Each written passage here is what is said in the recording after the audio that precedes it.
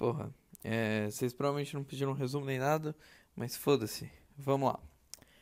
Os reinos são Arcaia, Manera, Protista, Funde, Plantar e Animalia, mas domínio só tem Arcaia, Manera e Eucária, que são os Eucariontes.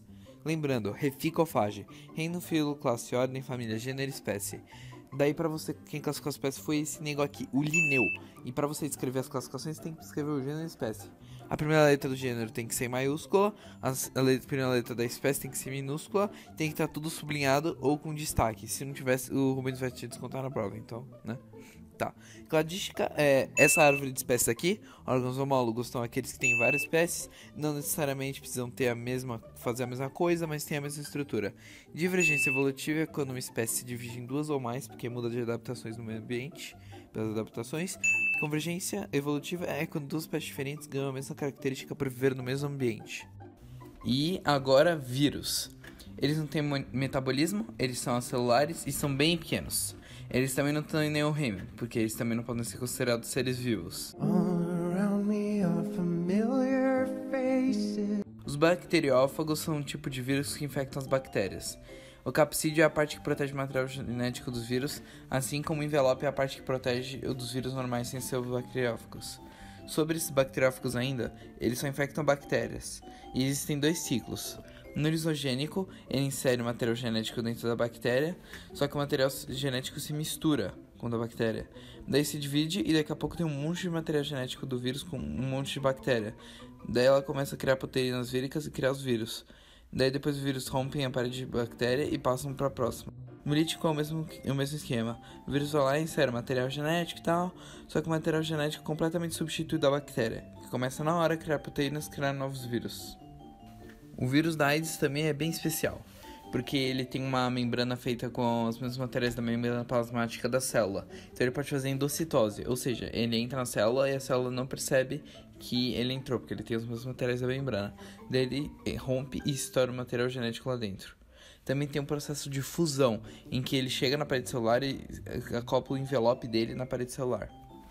Daí entra todo o material genético lá dentro. Além disso, a estrutura básica do vírus da AIDS é o envelope proteico, o material genético e uma enzima transcriptase reversa. Vamos lá, para as bactérias. Basicamente, elas são unicelulares, procariontes, e elas podem ser autotróficas e heterotróficas, sendo autotróficas fazendo fotossíntese e heterotróficas sendo tipo as saprófitas que decompõem o material orgânico. Elas também podem ser aeróbicas, anaeróbicas e anaeróbicas facultativas. Basicamente, as aeróbicas usam O2 para fazer a respiração celular, as anaeróbicas fazem fermentação e as anaeróbicas facultativas conseguem fazer os dois, então é uma grande vantagem. Pelo lado bom das bactérias, elas podem fazer fermentação, ajudar na digestão, fazer decomposição e várias outras coisas, mas pelo lado ruim, elas matam as pessoas. Tá.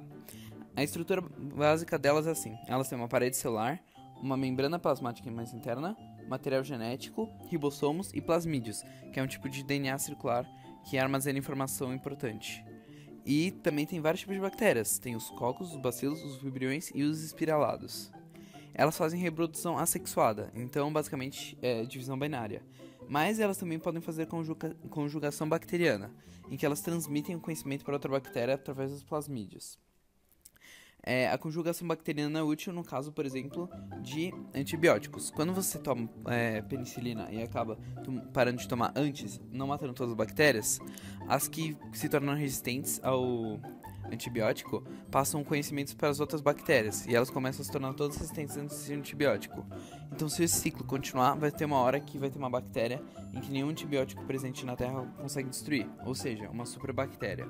Agora as doenças. Endemia é uma doença localizada numa região específica, pandemia é uma doença mais global, como por exemplo resfriado, e epidemia é o surto de uma doença. Agora sobre as doenças que a gente aprendeu na aula, na tabela. Você precisa decorar as características de sarampo, cachumba, catapora, gripe, poliomielite, raiva, herpes, febre amarela, dengue, HPV, AIDS, tétano, tuberculose, lepra, peste, leptospirose, pneumonia, gonorreia e sífilis.